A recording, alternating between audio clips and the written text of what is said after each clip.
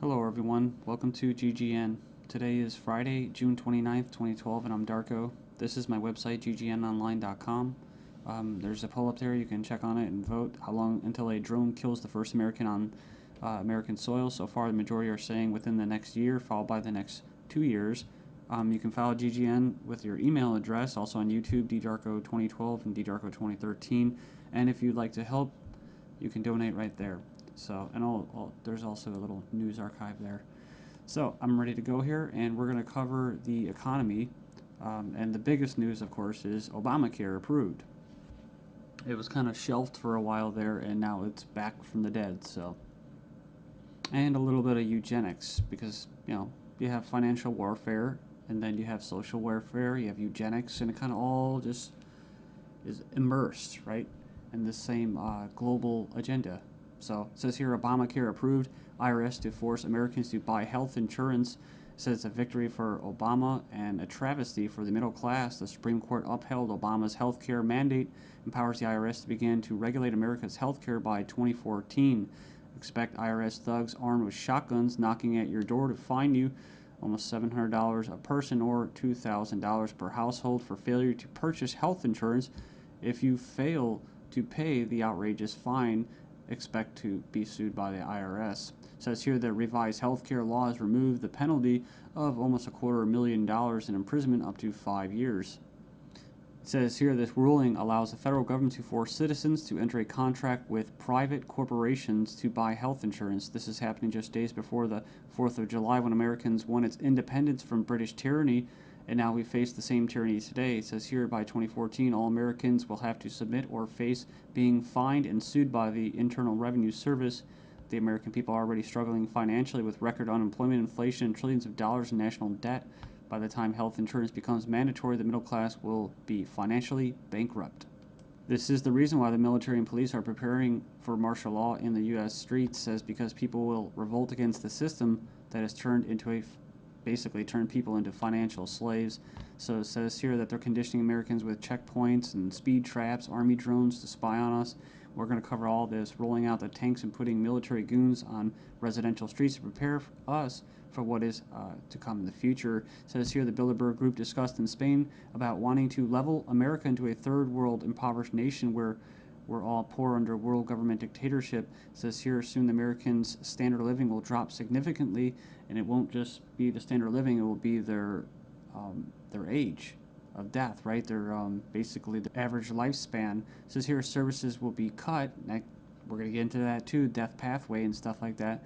Taxes will be increased until we become so poor that we are unable to fight, and resistance will be futile. As Americans issue split decision on healthcare ruling, nearly 2/3 believe politics played too great a role. So it says Americans are sharply divided over Thursday's Supreme Court decision on the 2010 healthcare law, with 46% agreeing and 46% disagreeing with the High Court's ruling that the law is constitutional.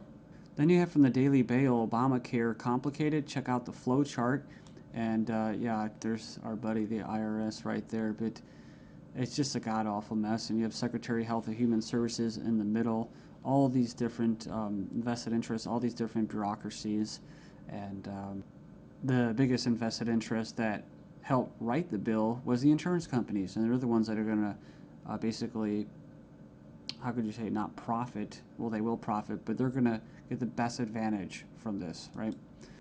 And if you would like an anarchist perspective on the whole Obamacare thing, I think Stefan Molyneux did a pretty good analysis of this. I think he held back a lot. I think he's gone over it and made his point so many times, his argument, that he was actually kind of just laid back about it. So it's kind of nice. It's 18 minutes, not too long. The truth about Obamacare, yes, it's even worse than you think. And right here in the description, he puts in there the 6 facts that he presents in his argument. So fact 1, there is no law in the U.S. anymore. Basically what he's saying is that if they could just do anything, then there's no law, right? And it's tricky because, in quote, in a stateless society, there would be what? No law. Well, there would still be common law. See, this isn't common law. This is political law. That's why you have pigs, political law enforcement, and the like that are going to be enforcing this, federal agents and that. So in other words, what he's saying is that you might as well just have no government, because right here you have a dictatorship with, quote, laws, right? They have laws that basically write in a dictatorship. So we have here Obamacare is an admission that all previous government health care programs have failed. So, and this is true. I remember the recording, about Nixon and stuff like that, getting people on Medicaid. It doesn't really matter whether it's good or not. And in fact, costs have already doubled from initial estimates, and that's usually how it works. As soon as this gets closer to fruition, oh yeah, some hidden costs. Sorry, guys. Fact 4, 70% plus of healthcare issues result from individual choice. So the thing about it, he's talking about smoking, drinking, eating basically a lot of bad food and stuff like that. You can actually help. But a lot of these people that are going to, quote, benefit from this are not going to be doing anything to help their own health, right? So it says here the inability to discriminate on pre-existing conditions is an essential driver of healthcare cost. So I think what he's saying there is it's not very free market. It says here that the fines for non-compliance are destined to rise enormously. We have 15 reasons why the Obamacare decision is a mind-blowing disaster for America. It was actually, it says here it was voted 5-4 decision to uphold the vote. And it says here, the bill, it says here the swing vote was Chief Justice John Roberts, who was appointed by George Bush, W. Bush.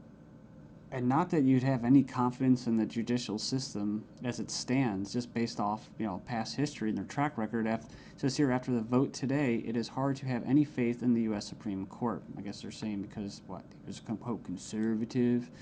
According to the Supreme Court, the federal government has the power to force you to buy private goods and services.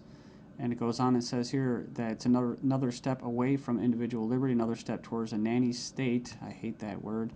But it says here IRS is now going to be given the task of hunting down and penalizing Americans.